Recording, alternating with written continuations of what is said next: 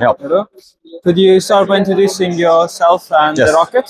Yes. Hi, I'm Jakub. I'm the chief of propulsion on this rocket for the past year and a bit. It's been in development for 3 and a bit years at this point, just the rocket. Engine development, the initial version started development 5 years ago. So it's been a a project that has been taking a long time so far.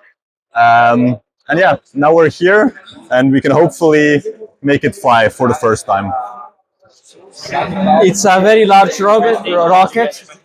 It seems fully made of aluminum. Yes. I see there was a lot of machining there. Yes. Yes. Yeah. So most of what we made is in-house. There's some CNC parts like the tank, the radix, this one radix and the tanks. Those are all CNC'd. The rest we manufactured ourselves pretty much.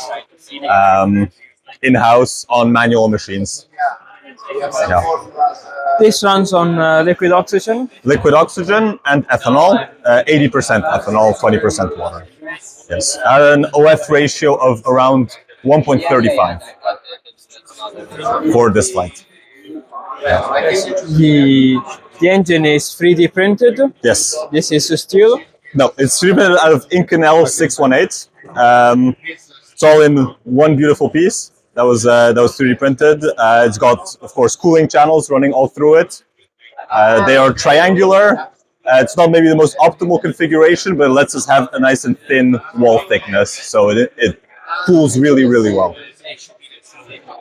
Yeah. Okay. The injector is machined separately. Yes. So the injector consists of a stainless steel faceplate, aluminium backplate, and a copper pintle injector. We also have our own developed ethanol valve, and then an off-the-shelf oxidizer valve with a motor and gearbox. Why did you have to develop your own valve? So we set out at the start of this project to make our own valves, because we need very high mass flow rates, and the only way to get this done in a reasonably compact package we found was to develop them ourselves. The ethanol valve we ended up finally completing about half a year ago and make it work. However, the oxidizer version ran into so many issues that we gave up on it in favor of a much heavier design with off-the-shelf components.